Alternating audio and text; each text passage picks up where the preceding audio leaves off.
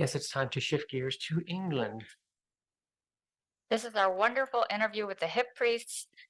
They have quite a large discography going back. Their sound is consistent as ever. I really think Rodham House Blues is probably their best work to date. So get in there and check out some of our crazy stories with the Hip Priests. This is going to shock you, but there's some disparaging comments about Dave Grohl. I know. I was also shocked. Anyway, I said don't get them started. take it away. Afternoon, morning. Yes, here it's morning. There it's afternoon, I guess. So. Yeah, what is it? 11:30 there. Yeah. Yeah. Cool. We're in Baltimore on East Coast time. So That's all right. So I'm having a breakfast beer for you. So that's all right. It's all right. We did this bit for the show where he had to do a blind beer tasting. yeah. And I found this Baltimore breakfast beer that was like oatmeal. It had chocolate extract, vanilla extract. It was really, you could almost chew the damn beer. I had to drink 3 regular beers to get the taste of that out. You know? I was going to say, it sounds a bit healthy to qualify it as real beer. Right. I mean, I suppose if you're talking healthy beer, that's like Guinness, isn't it? Yeah. Apparently, and no more than that. It's not meant to be good for you. No, it's That's not. the whole fun.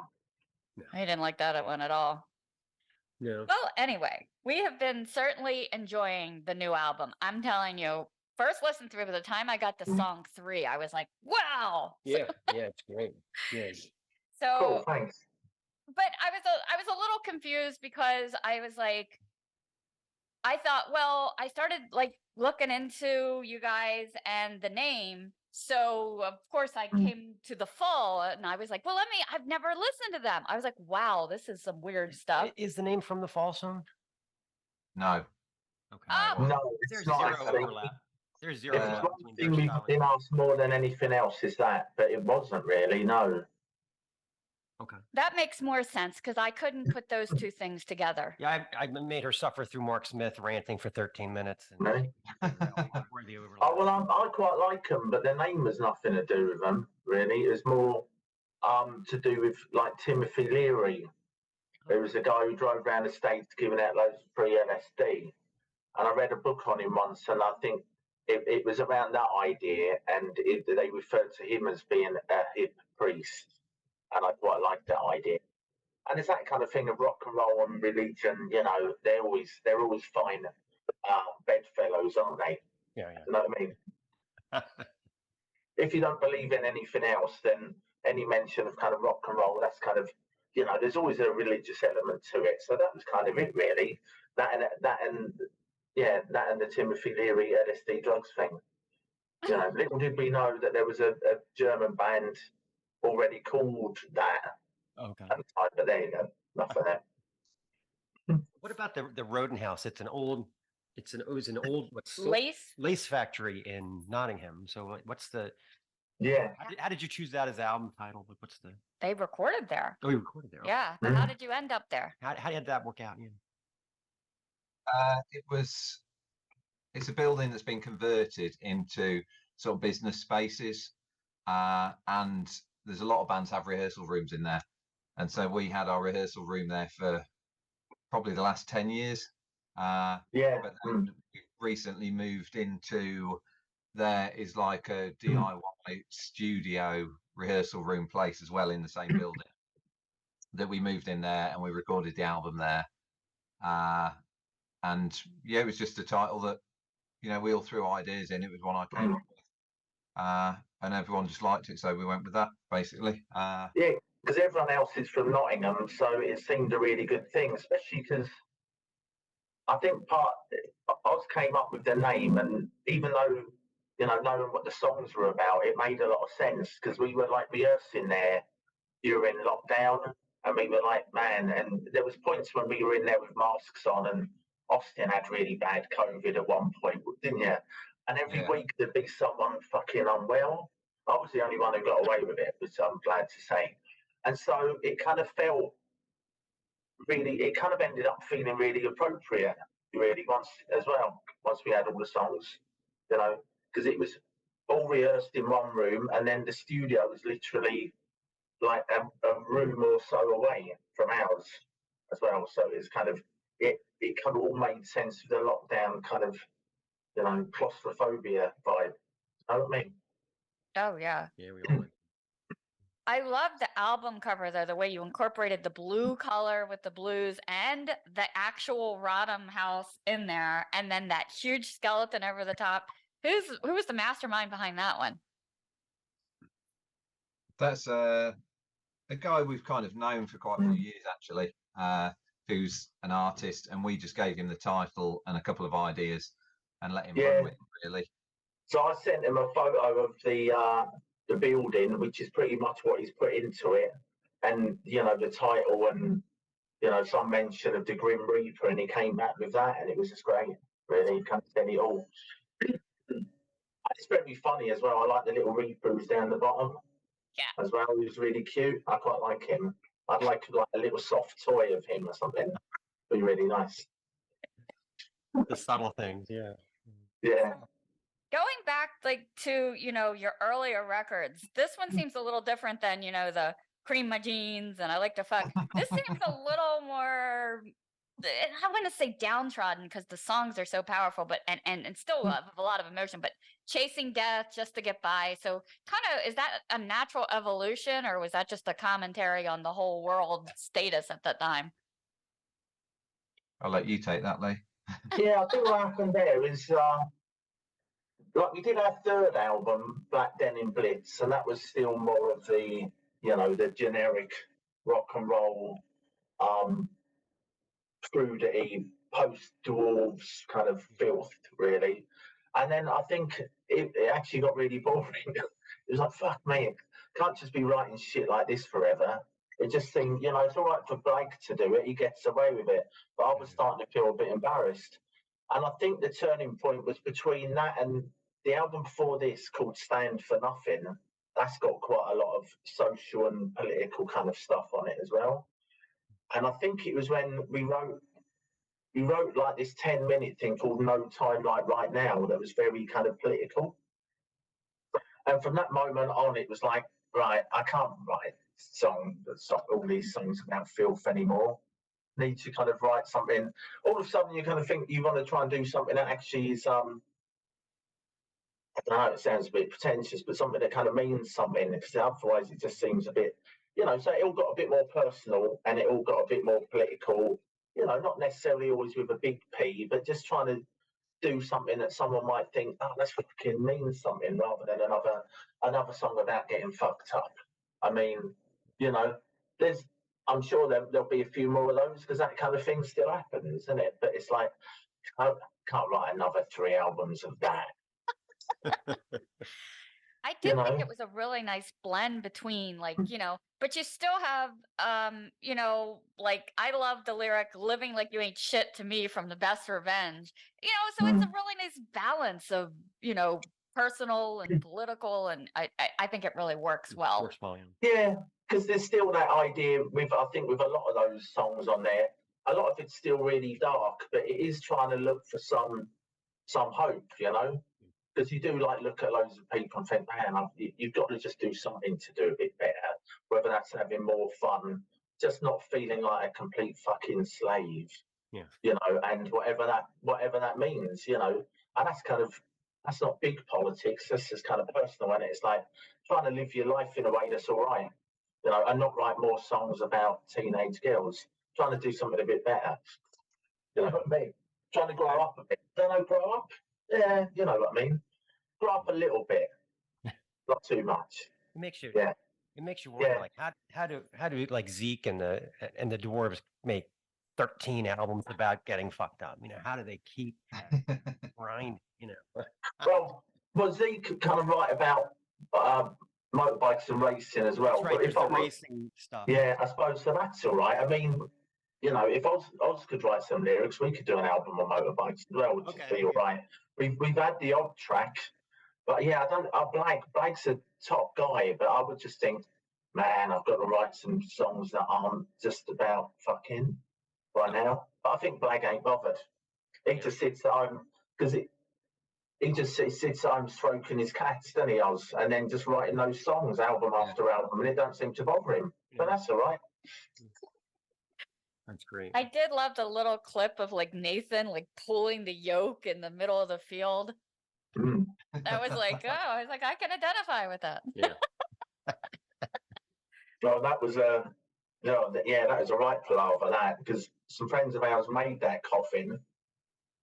Because you couldn't buy one, that's so expensive, and it weighs a ton. It's Wow. now just sat outside our rehearsal room because no one can move it, Wow. because it's just too heavy. Gonna be a permanent It can't be fixture. moved. That's great. Yeah. Someone's put some fairy lights around it, and it looks really nice, which is kind of ironic in itself. And it little coffin with fairy lights in. You know. I also love the video with the piston power video. It's so short, but in that short, you just pack in so much energy and the antics. So you guys tour a lot. Was that just different shots? And what kind of antics did you get into during your recent UK touring? I think a lot of the footage in that was from when we toured with the Super Suckers last year around the UK. So there was a lot from there. And I think from sort of the last year, 18 months, we've all sort of said when we've been on tour, just make sure you film stuff as well as, you know, taking pictures on your phone and that. So at some point we've got all this stuff for a video. So yeah, that all just got thrown in there because it's from various parts, probably since like Ben joined the band, probably getting on for 2 years now. And I think most of that footage has all been filmed in the last 2 years, like in Europe and UK and wherever we've been, basically. And I think there was hours and hours of it, but we just got to Yeah. just throw as much of the stuff that looks, even though touring can often be fucking mind-numbingly dull. Yeah. So make it look interesting, make it look like you're having fun, which is, it is, but when you stick it in 3 minutes, it's like, yeah, I want to go on tour again, and then you go and do it and think, man, I want to go home. I kind of got that just, even though it was like looking like a lot of fun by the fact that your touring van is the misery. Yeah. vehicle. The misery machine, yeah, from Scooby Doo. That was the thing. Yeah, I really like. It's neat though. It really came across like you guys have a lot of fun. So, but you've really toured alongside of bands like the Helicopters and the Good, the Bad, and the Zugly. What was your most favorite band to tour with so far? Well, I know I there's think a lot of for me, it's probably the Super Suckers because we've done a couple of UK tours with them now, and I've always been a big fan anyway. And even though it's a different lineup now to their classic lineup, the lineup of the three of them now with Marty, Chris, and Eddie is just incredible.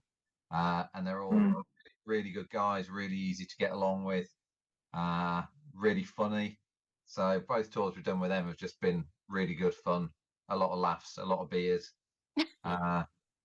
Yeah, and I it's cool. mean, You just get to watch one of your favourite bands every night for free. It's great.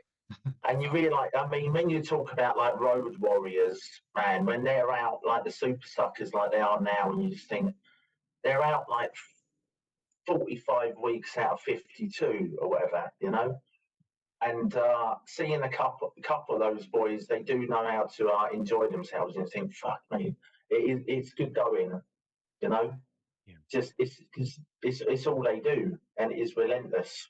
Yeah. But yeah, like Austin says, they're really nice guys, such nice blokes. Yeah, I've seen them a bunch of times. I remember playing. They have that one song where they have the recording of the phone from Jack and Dino trying to score tickets from them. Have you heard this? Yeah. And I remember playing it for people, and they weren't getting it. And I'm like, "Don't you understand?" He actually says something like, "Do I have to stand in line with the unwashed or something?" It's great. They got That's it. I on the can't remember album. what it's from now, but yeah. And they are funny. They've just got a really dry sense of humour, and they're just, really good. So yeah, I'd say, especially doing it a couple of times with them, I think we've gotten to know them really well. So it's really cool. There's no problems at all. Just like hanging out with some more friends for a week or so. It's great, man. That's the way it should be. Yeah. I had some questions about like some specific track questions. I don't know if you know the answers to, but on Trojan Horse Shit, what was that little kind of kind of industrial thing at the beginning, like static. That's Nathan's. What is it, Lee? I can't He's remember. got Nathan's got a bit of a funny thing for funny old shitty old synthesizers. I think he likes to think he's like Alan Vega on the Quiet or something from Swiss. Alan You know what I mean? So he has these shitty old like little ribbon synthesizers that you can hardly get a tune out of, but they just make really crazy fucked up noises. And so we were going to start the album, and we were like, and it did just start, and we were like, I think there was a difference of opinion, but then we ended up just, he had some stupid little keyboard that all it did was go and didn't really do anything. But it's like, oh, that sounds cool. So we just put a bit of that on the top. That's cool. Yeah, I was like trying to figure out what the holy heck that was, but it was really good. The Yeah. guitars on this album are so solid, but I love that kind of fuzzy feel. Do you use any kind of pedals, or is that just the post production? Yeah, sort of. We don't really use pedals. It's just like Les Paul into a Marshall, that classic thing. I think maybe on the album I had like a slight overdrive pedal on, but that was about it. So a lot of it's probably just in the mixing and the mastering. Yeah, there's a few other bit effects in there at places, but as regards the main guitar sound, that's probably is it, isn't it? Yeah. It was very, like, we wanted it very kind of straightforward, and so we could just replicate it live, and so it sounded more like we do live. So hence why we didn't do countless overdubs and stuff like this. We wanted it to be, more of a reflection of what we sound like live. I see you guys like parody album covers. I really like parody album covers. The Love is the Drugs, Roxy Music artwork is awesome. And I really like the Saxon parody on the split with Space Force. Who comes up with that stuff? I mean, there's probably more that I haven't seen, but I hate when people don't get it. A lot of it's just, pretty much all the 7-inches we've done and that. It's been me and Lee that have come up with the ideas along with the artists that we've used for them. The Love is the Drugs one was a friend of ours who's a graphic designer who we got Becky, the girl who's the model on the front. She lives in like Pittsburgh, and she got someone to do the photos for her and then sent them over. And then our friend Elliot, who's like an absolute Photoshop genius, he just replicated the Roxy music thing. Yeah, I think where that came from, Oz, you remember it is Marco from Ghost Highway Records suggested us doing a Roxy Music cover. That's right, yeah. Then it was like, oh, well, if we do, we need to replicate that cover as well. That was before we grew out of the, naked girls. The naked girls there. Yeah. And then the Saxon and Space Force one was actually me that I drew all that. Oh, Oh wow. wow. And then Cheers to Me, which was the one that's got Ken from the Bronx on, and who obviously was in the Dragons, was just because I happened to write a song called that, and then it was like, oh shit, it is the name of that Dragons album, so we've got to do that then, haven't we? Oh, cool. And it was then great getting him to do it because they just took it on tour, didn't they, somewhere? Yeah, because like I know Ken well, and so I asked him if he would do it, like replicate his own band's record cover. Yeah. And he was like, yeah, sure. So like the Bronx are on tour, and he got, I think it was Joby from the band that took the photo of Ken sat at the bar. So yeah, extra bit of kudos there, having two of them involved. Yeah, I can't remember what other covers has been that have been like that, but like you say, sometimes people just don't get it anyway. Yeah. So you're sniggering because you think you're really fucking clever, and everyone's like, oh, yeah, man, start off, don't matter. It is clever. It is clever. Thank you. I needed that affirmation. I mean, you guys have a lot of splits. Like, how do you decide who you do splits with? What's that process like? Is it from touring, or like how do you do that? A lot of them are bands that we've played with. The original, like the first split we did was with the Dwarves, and we got asked by a label, would you do a split with the Dwarves? And we're like, yeah, sure. And then we kind of we then had a lot more of these small labels approaching us saying, would you do a split single? And a lot of the time we would say, well, if we can choose the band, then yeah. And so like we did a couple with Bitch Queens because they're our friends from Switzerland that we've toured with a lot. And then Who else? we've done like, who did we do?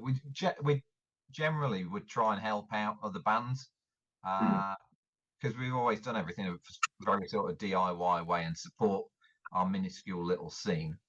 And so we did one with, there was a local band called Mannequin from Nottingham, which is Ben, our current guitarist. That was his first main band.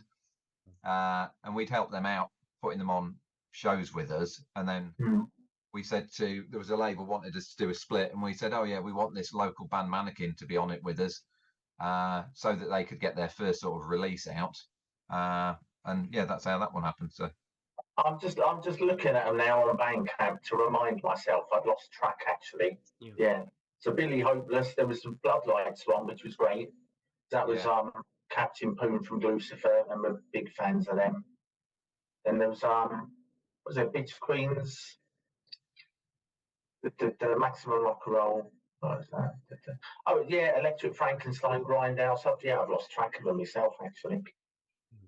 Yeah, there's a lot. Yeah, but it's one great thing about splits is they're so collectible that they're sort of they're Spotify proof. You know, like the internet hasn't had any effect on splits because they're so collectible. It's cool. Yeah. And the thing is, that's why we loved them and we started kind of giving things away with them as well, because they should be special little artifacts, shouldn't they? Yeah. You know, Very cool. like treasure. Yeah, you know, I rather than- really liked your current bundle with the comic book. Now, does it have a plot line? I thought that was neat to include with the vinyl. Yeah. Unfortunately, it's not all a comic book, but I'll let take the rest. I know that the cover makes you think it's going to be amazing, and it is pretty cool. But it's not all. It's not like all a Stan Lee production. It's a bit it's slightly different once you open it. It's more like a like magazine than a comic, to be honest. And the idea that like Lee mainly came up with was to have it as a mashup of like Kerrang, the old British metal magazine, and Smash Hits, which was like the pop magazine you used to get over here in the 80s. And so it's got an interview with us, and then there's some like sort of silly questions like favorite food and things like that you used to get in Smash Hits.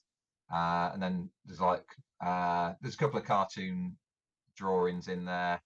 There's a poster, and then some like fake adverts and stuff that used to be in those kind of magazines. So it's very cool. Like Smash Hits was like the British Tiger Beat, right? Basically. Yeah, I guess so. Yeah. It's aimed just at kind of the real teeny market. Yeah. But we did some of it really cheesy, really, just for fun, because it just seemed so inappropriate. But yeah. Yeah, I was a total Kerrang guy growing up. I paid for the imports. That was always my favorite. Really? Yeah. Oh, you should have a look at our rehearsal room. Oh my God. When we moved into this room, Ben and Austin and Ben just spent, I don't think I was even there. I just turned up a few days later. And because, were they all yours or were they Craig's? So there's hundreds of old Kerangs. I've got a box here still. Yeah. And everywhere was just kind of wallpapered now. I loved it. I loved it. Wow. Yeah, we took a look. Me So much and better than the Ben, US. Yeah. Yeah. Me and Ben spent like an afternoon just pulling all the posters out of these old Kerangs and pasting them to the walls. So it basically looks like a 1980s teenager's bedroom. It's great. Yeah, I remember, I think it was Malcolm Dome wrote a review of like Lee Aaron's album. It was called I Like to Rock. And it said, how Canadian is that? She likes to rock. He doesn't love it. Yeah. I mean, just you didn't get that kind of writing in the US. It's so That's great. it. He doesn't love to rock. It's not like, I like to fuck, I love to fuck. I kind of like rock, but only at the weekends, As long sometimes. as it's done in an orderly fashion, I like it. Yeah. Depending what trousers I've got on, I might like to rock. I might not. I don't know. Ask me nearer the time. Exactly. Oh, that's great. So I've never seen you guys live. I'm hoping at some point you're gonna get over this way. Because I was reading, how you are such a white hot live band. Would you consider like doing a stream, or have you? No, that was especially in like COVID when everyone was doing live streams and things like that, we were just like, it's not us. Like, we're a band that plays in, you know, bars and small venues. And I don't think we could. I think we'd struggle to get You into know it. what? I'd feel embarrassed if I looked halfway through and there was 15 people. I'd be like, oh fuck, man. If there wasn't like hundreds watching, you'd be like, oh no. Just pretend your phone's gone dead. Turn it off. That's funny. Oh, there's Pussycat. Yeah, Yeah. we were talking about that. We have 4 and there's always someone inserting themselves. Ah. We don't know why. Next, where are you in the States then? Baltimore. Oh, Baltimore. Oh, we did. We played did go to Baltimore, didn't we? Yeah. Well, hopefully we can get you back over this way. That'd be great. What was that place again? Was that the night Austin, when Nathan almost had his head cut off? Yeah. Yeah, that was a good night. He got his head carved.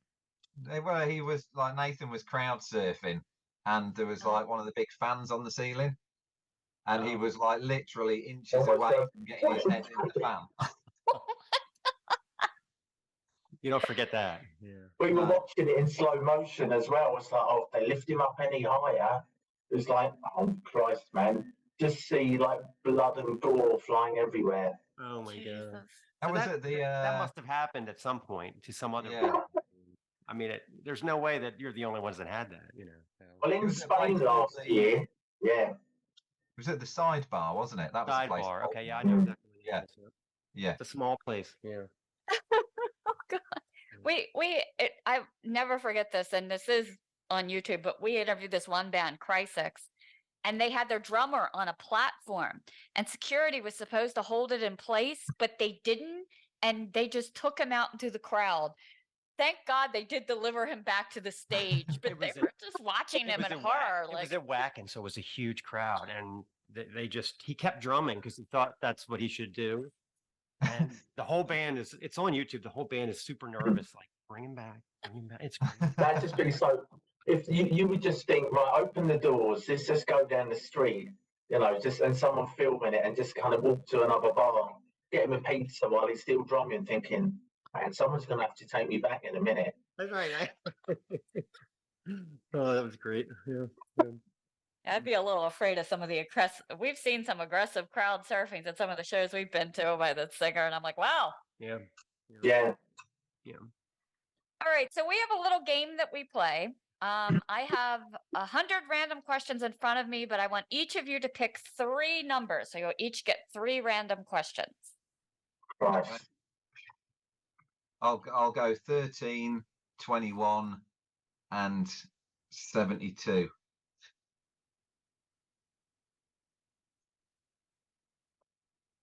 Alrighty. Hmm. Number 13, how do you take your coffee? Sugar and milk. Okay. Simple Yep. enough. Number 21, have you ever pulled a prank on someone? Nothing. I can't even. It sounds really dull, but I can't particularly think of anything. I think, like, you know, it's constant when we're away, that kind of thing. Suppose a prank is a proper trick, innit? Don't you think? I'm not thinking for you. It's only because I would have liked that you've been there. We must have done something. God. No, sorry, that's really boring. I can't think of anything for that. All right, 72. Would you like M&Ms, popcorn, or both mixed together? M&Ms, peanut M&Ms. Okay. Oh, Very definitive specific. answer. But you got to take the brown ones out. Oh yeah, the Van Halen. Mm. All right, Sarah, you're up next. Pick your 3 numbers. I'll have number 8, number 19, and 24. I don't know if I kept them all under 25, and I've got between 100. That's me. I'm thinking all the really rude ones will be in the first 25. Okay. All right, number 8. What is the weirdest thing in your parents' or grandparents' home? Fucking hell. Normally you, mate. Arr. I think I would say me. Let me think. In my mum's home, the weirdest thing. Oh, I don't know. I suppose there's some weird ornaments and shit. Oh God, what's really weird? There's some really bad pictures, but what's weird? Don't know. I wouldn't want to go creeping through the drawers to find out because you never know. You could find something like you never want to see again that will scar you forever. I can remember that when I was younger, actually, finding the porn. Oh, okay. Yes. Yeah. But of late now, I think I'd agree with Austin. It's probably me whenever I visit because I can't think of anything like particularly weird, apart from that kind of standard stuff that they have that you think, so this crap.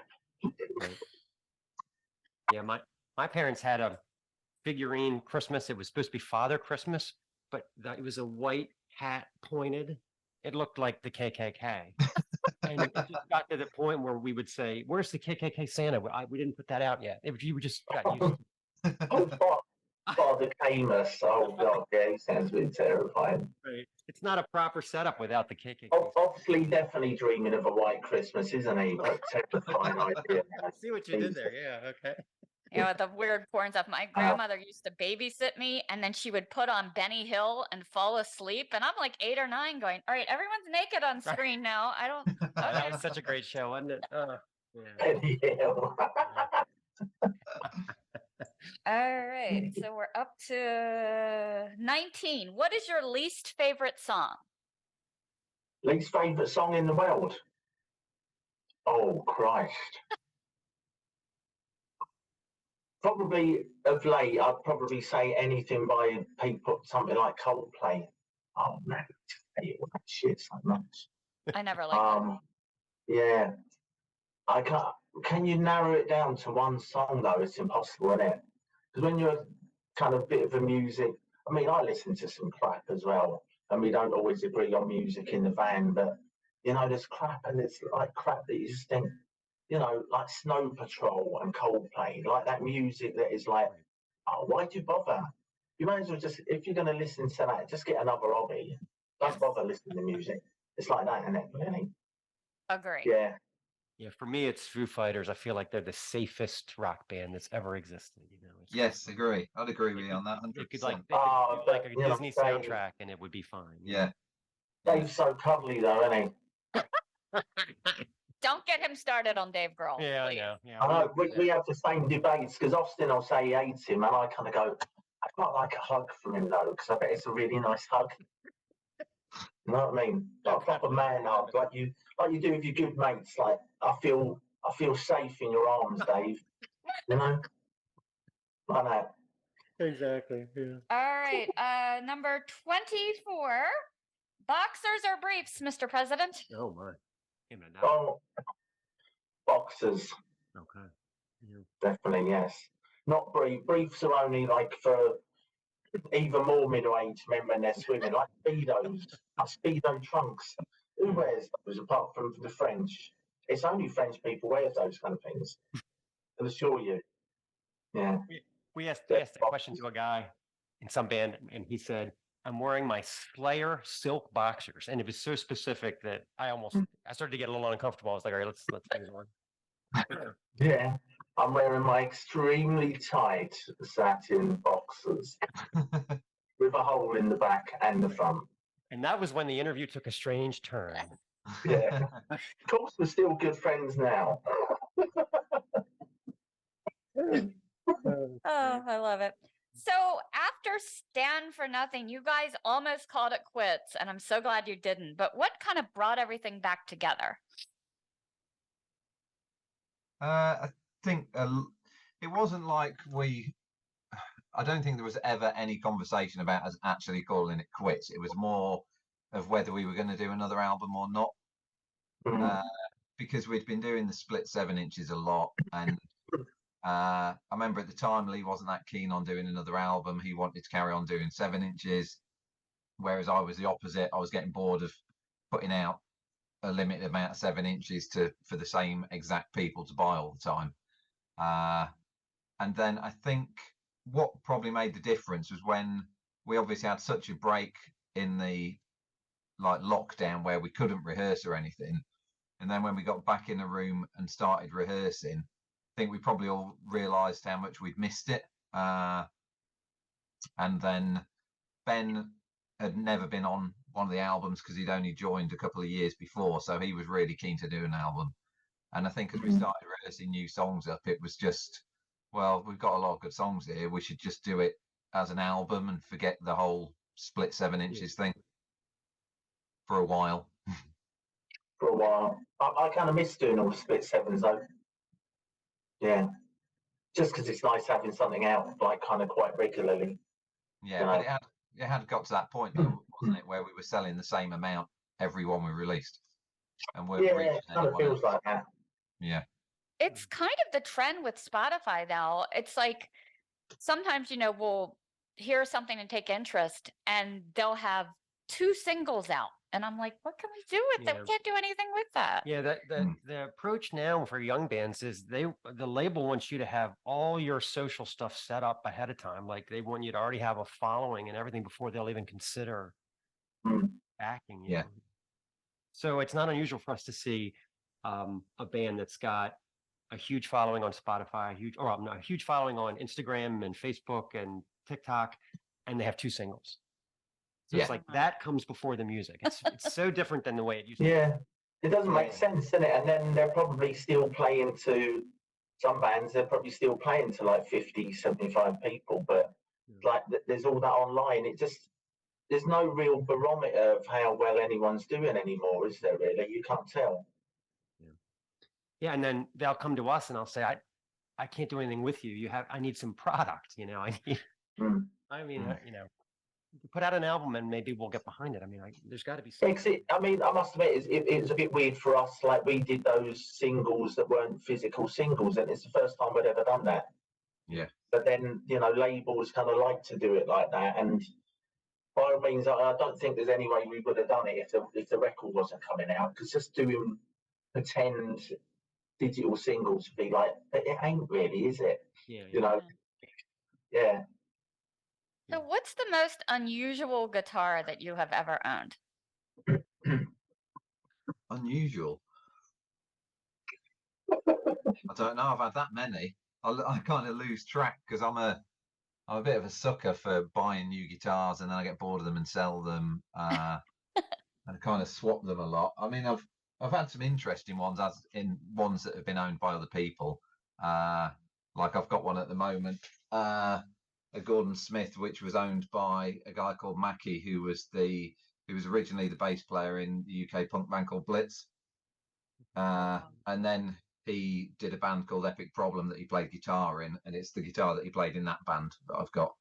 So kind of quite a nice bit of history to it. But yeah, I've never had anything like really bizarre, I don't think. Well, I mean, the British in Britain, the rock scene is so insular. Do you have any stories? Have you ever like walked into a bar and like Bill Ward's sitting there? Like you got to have some stories. Have you ever bumped into rock royalty and just been like, wow? Rock In royalty. London. Yeah, I think you used to see Lemmy about a bit, because I can remember one of the best stories was like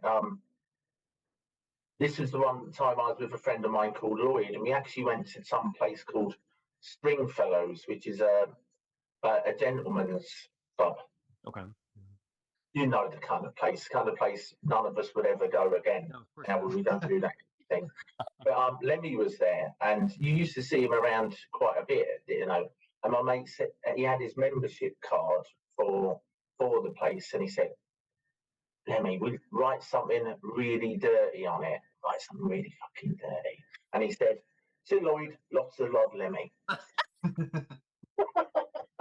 Figures, yeah. So you used to see people. Yeah, there was various clubs and bars like the Crowbar and there, and Sam Moritz, which was gossips that you'd see people about, really. But thing is, I suppose you say it, since you don't really London, even London's a funny place for like rock and roll rock scene. Really, it's just all lots of little scenes, and so many clubs and places are closed now as well. It's a bit. Yeah.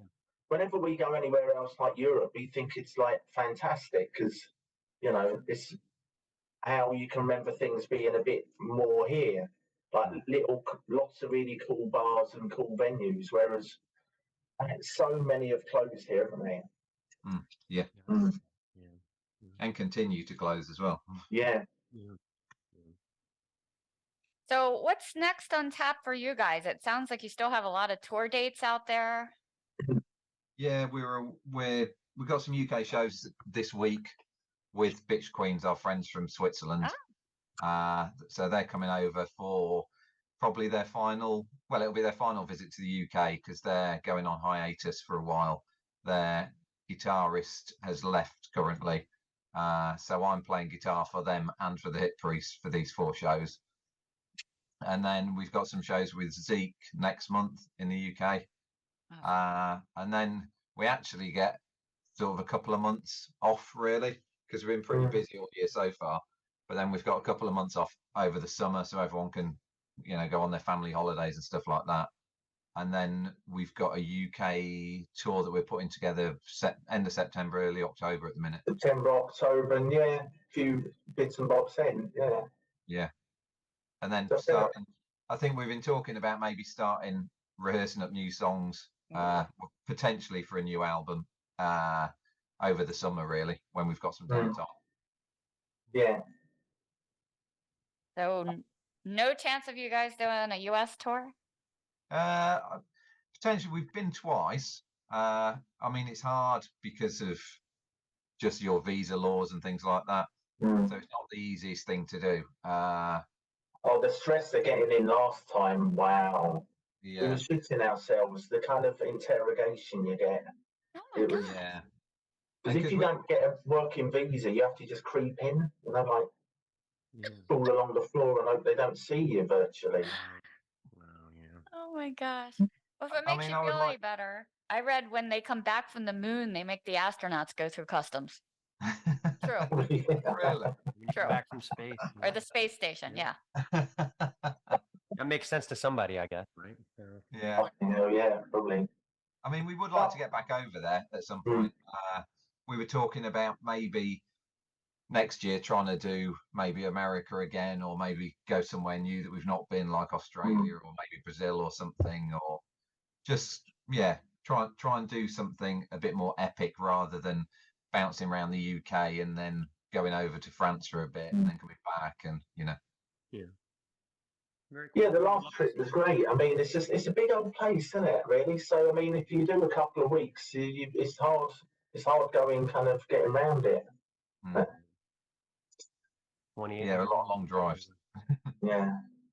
Yeah, I always tease. It's like sometimes if I really want a show to come, they'll go to Philadelphia and DC and completely skip Baltimore. I'm like, really? Yeah, I used to work for a Danish company, and I handled trucking and logistics, and they couldn't wrap their heads around how big this country is. That all of their timetables were in hours, because that's how small the country is. And Yeah. I would be in meetings. I would say, we could fit your country into Pennsylvania. Okay, just you have to understand. There's a lot more that can go wrong in the United States, because Oh yeah, because in the UK here, we kind of think it's a long. So if you've got a show and it's like 6 hours, it's like, man, 6 hours, that's a bit shit. And then we speak to friends in Australia, and they'll drive like 12 hours for a gig, and it's like, and then come back. It's like, what, really? Jeez. Yeah. You can drive for 2 days in Texas and still be in Texas. It's Yeah. Well, this was great. Yes, thank you I so really much appreciate for you guys this taking the album. time. Yeah, we love the album. And we're gonna continue to shout it from the rooftops. Oh, thank you. Yeah. Thank you very much. Yeah, that's awesome. Yeah. Good luck with the tour, and good luck with playing guitar for Bitch Queens. Yeah. Yeah, thank you'll you. be a busy man. Yeah. Yeah. Busy man, he'll be getting paid double though, won't he? He's Oh, well, yeah, there's that. Yeah. Well, yeah, double of nothing is still nothing, unfortunately. Maybe someone will buy you an extra drink. Yeah. Yeah, that's what I'm hoping. This is the Snaggletooth Rock and Roll Podcast.